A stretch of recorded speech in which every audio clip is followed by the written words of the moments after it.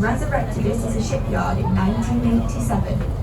Trawlers, cargo vessels, dredgers, and even an aluminium catamaran were built here before the docks finally closed in 2007, with their plate rollers, guillotines, presses, and other heavy machinery being dismantled and moved to Liverpool.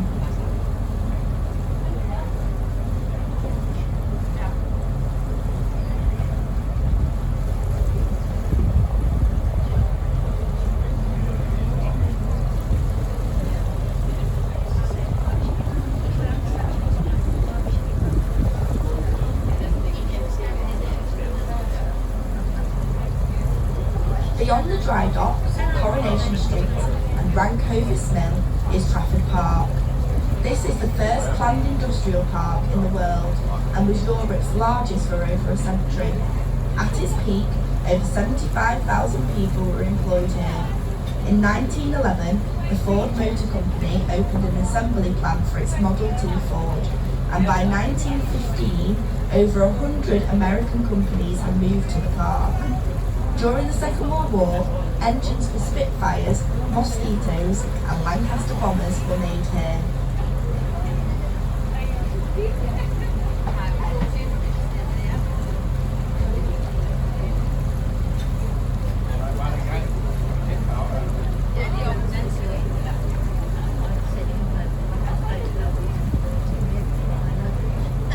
The dock we are entering now is 9 docks, and this was originally over half a mile in length, being the largest of the docks to be built here, stretching back to the large office complex behind this gold building.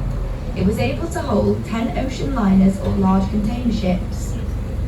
Manchester Liners Limited was established by Sir Christopher Furness in 1898 to counter the sharp business practices of the ship owners based in Liverpool and to encourage use of the canal.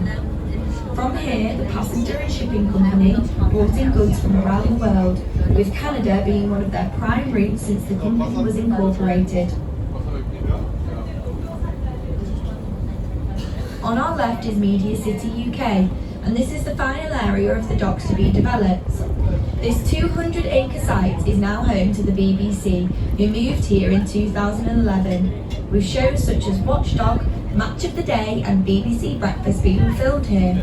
It was developed with an investment of £650 million from the Peel Group, who own the Manchester Ship Canal, having taken control of the company in 1987.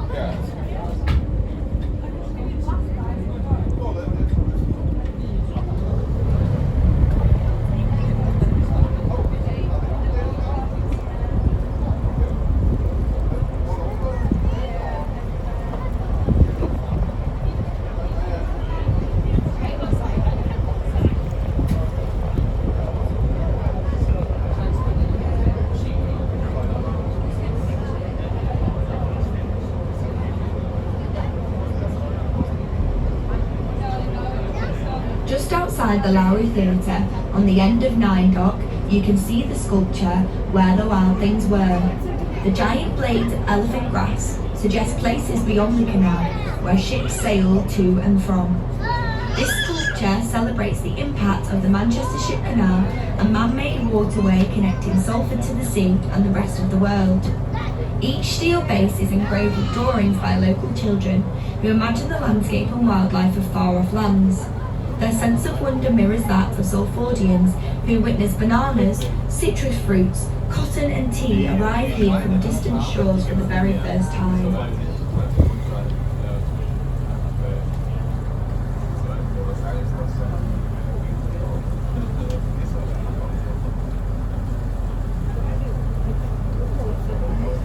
The striking building ahead of us is the Imperial War Museum, designed by Daniel Libeskind in the deconstructivist style.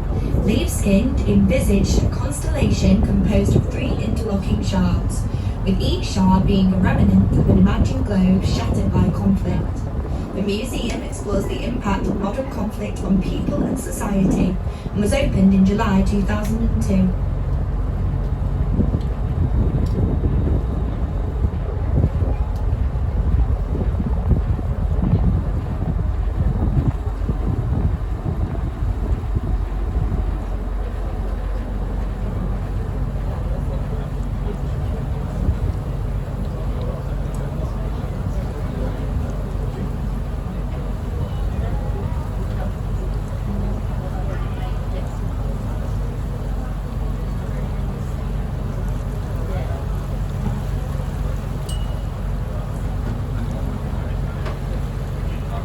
The large white footbridge ahead of us is Millennium Bridge. This is a 91.2 metre long vertical lift bridge, which lifts the total length of its walkway, 18 metres, in less than 3 minutes. It was constructed in 2000 at a cost of approximately £5 million.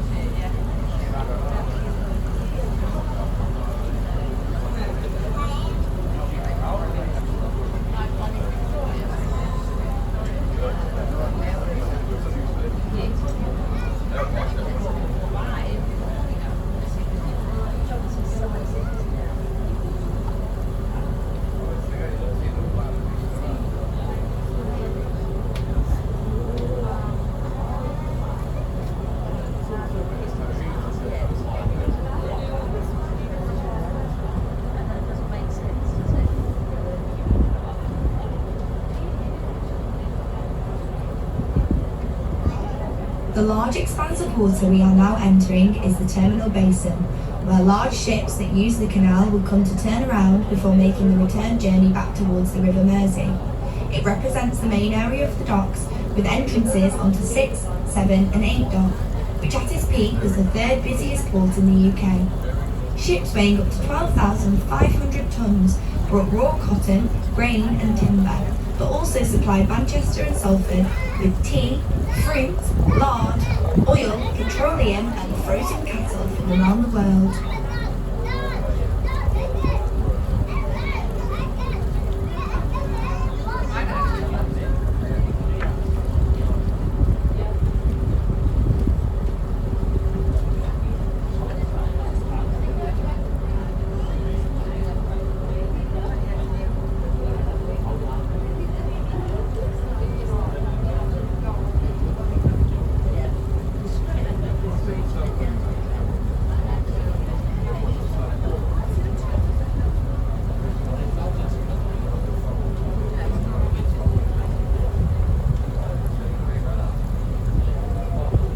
On our right, a prominent site from the canal, is Old Trafford football ground, home to Manchester United since 1910. Although from 1941 to 1949, the club shared main road with local rivals Manchester City as a result of Second World War bomb damage.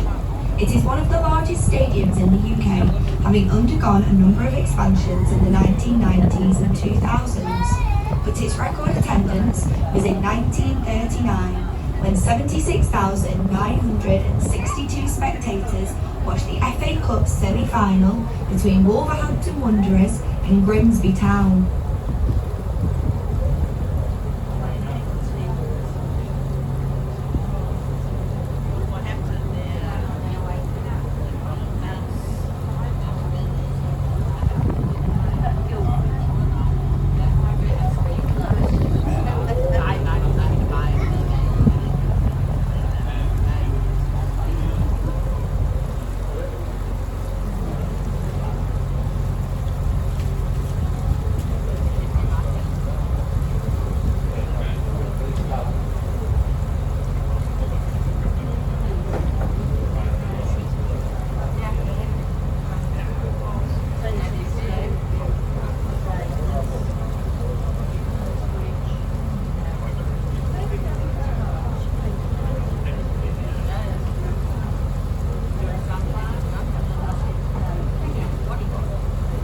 The concrete pillars that you can see in the water used to form part of a swing